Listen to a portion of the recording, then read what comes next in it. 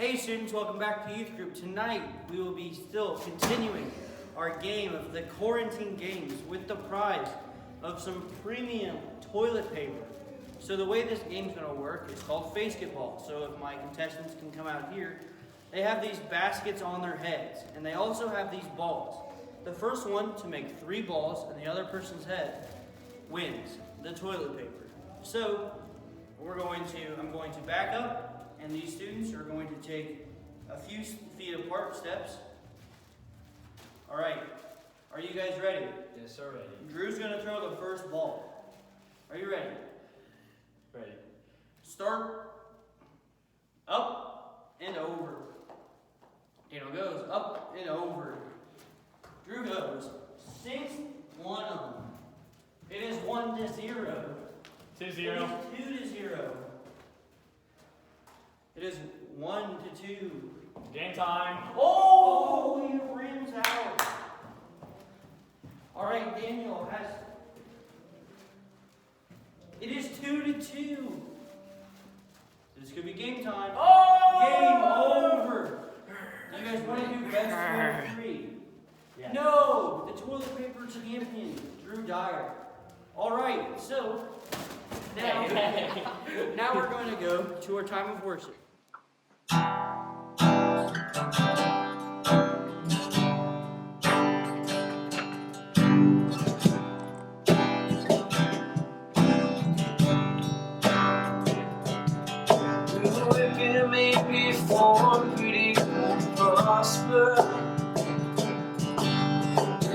Darkness falls and won't prevail.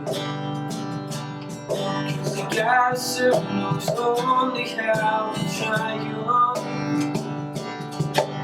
My God will never fail.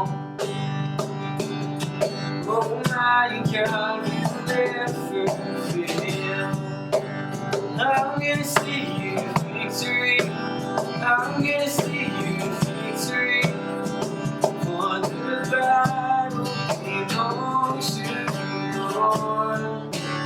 I'm gonna see you victory. I'm gonna see you victory. For the battle belongs to the Lord.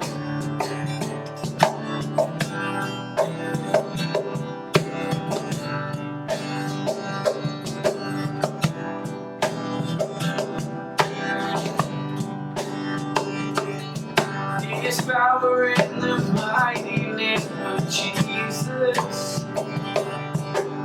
Every oak he reaches, he will open. Oh, I'm not backing down from any giant. 'Cause I know how this story is. Yes, I know how this story is. I'm gonna see you victory. I'm gonna see you victory. For the battle belongs to the Lord.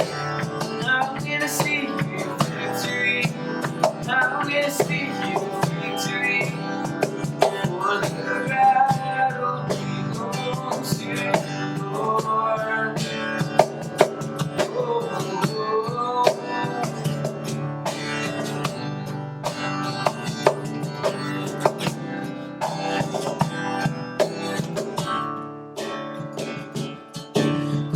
You take what the enemy meant for evil, and you turn it for good.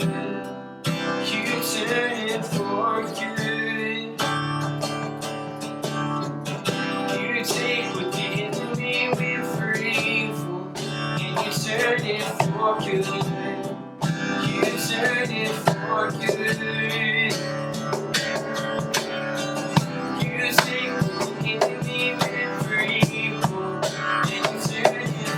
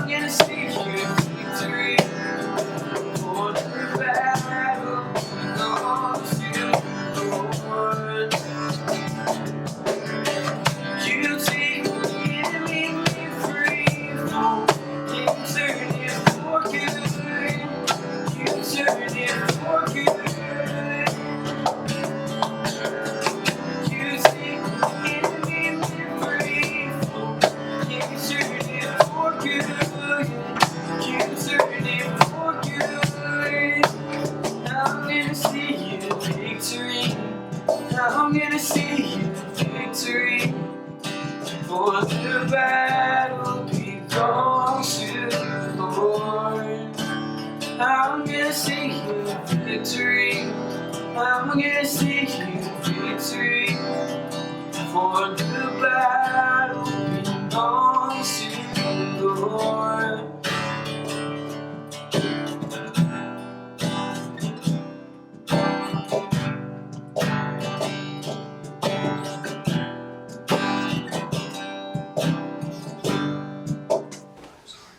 Hey students, welcome back to the second week of Quarantine Youth Group. You know, like we said last week, this isn't ideal, but I hope last week you were able to get a lot out of this, and I hope that you were able to connect with your small group through that Zoom app that I gave you. So, we're all kind of stuck. We're just kind of stuck in our homes right now with this can't move out, or whatever it's called. We're just stuck. And there's no way out of this. You know, some of us are used to being stuck in like a traffic jam, or we're used to being stuck in line to buy a Red Bull, because that's the worst time to be stuck. But this isn't like that. You see, whenever we're stuck indoors, it is the one time that everybody wants to get out of the house, because we just get so bored at home. You know, yesterday we were driving to Decatur, because I'm terrible at this self-quarantine thing.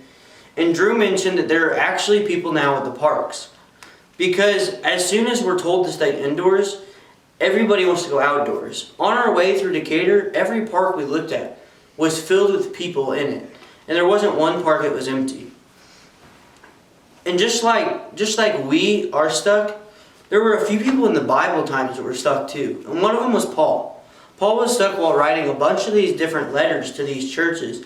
Like the church in Corinth or the church in Philippi. You see, but he wasn't the only one that was stuck. So tonight we're going to be sharing, and I'm going to be talking to you a little bit about this guy named Jonah. You see, this isn't a lesson that you would think of if we were talking about being stuck, because he wasn't stuck for very long. But the time that he was stuck, something big happened. So if you're not familiar with the story, or you haven't seen VeggieTales to watch this story, I'm going to help you understand this a little bit more. So God called out to Nineveh one day and said, or God called to Jonah one day and said, go to Nineveh. And Jonah said, no, Nineveh's bad. I don't want to go there. So he hopped on a boat and he fled from God. He ran from a God that we know that you can't run from. But he ran off into this big old sea. And then God got angry, and the big storm came, and the winds started coming, and everybody ended up getting scared because it was such a bad storm. And they knew that somebody had to have made God angry. So they asked, who's made God angry? And Jonah tells them that if they throw him off of this ship, that their problems will disappear. So just like any of us would, they threw him off. But once he got thrown off, this is when the amazing part happens. Because a big fish, not a whale, we don't really know, but a big fish came up and swallowed him. And then he was stuck inside this fish for 3 days. Now, I don't know about you, but being stuck inside of a fish does not sound very fun, because fish smell bad. Let's be honest. Fish are probably the worst smelling thing, especially probably from a fish from the inside. I imagine it smells like a rotten fish, which is terrible. But while Jonah was in here, there was no band or anything to keep him entertainment. But the one thing he did have was he still had contact with God. You see, Jonah prayed this prayer to God, and God heard. If you're a junior higher watching this, you probably remember what's going to believe. And we all got bracelets like these. And on one side it says contact, and on the other side it says tacos. Our whole idea was how big God is and how strong God is, that He hears us and that we can talk to Him. You see, at Believe we learned how to pray. We learned how to pray properly. We learned the steps of prayer, and we learned from the main prayer that we were given, the Lord's Prayer, given to us by Jesus. You see, and when Jonah prayed, God heard, and God blessed Jonah for keeping that contact with Him and for admitting his wrongs. You see, when God heard this, God made the big fish puke Jonah out. And then Jonah went out and fulfilled what he was supposed to do when he was called by God. But the end of the story isn't what we're trying to get at here. We're trying to remember that we need to pray when we are stuck. You see, our God is a God who likes to listen to us. And if we don't pray to Him, we can't have contact with Him. We can't know Him. You see, we have to know God in order to have a relationship with God. And the way to know Him is to pray to Him and to talk to Him. So real quick, before we end, I just want to pray, and I encourage you again this week. As a challenge, last week I gave you the challenge to listen to some worship music when you were feeling this overwhelmingness and this anxiety, to be still and listen to worship music. This week, I want to challenge you to pray whenever you feel stuck and whenever you feel like there's nothing else to do. And I hope you guys can get in your small groups and pray later this week. So if you guys will pray with me, we'll let you get on to the rest of your lives. Dear God, I thank you for this day, and I thank you for everybody here watching. Lord, things are so crazy, and things aren't perfect yet. But it's still easy to see where you are through this. Lord, it's easy to see, and it's hard to see sometimes. But we know that you're there, and we know that you're listening. Just to whenever we want to pray, and you are there listening. And Lord, I pray for all of these students watching, or even some of these adults if they are, to remember that you are there and that you care, and that you are bigger than everything happening. In Jesus' name I pray. Amen.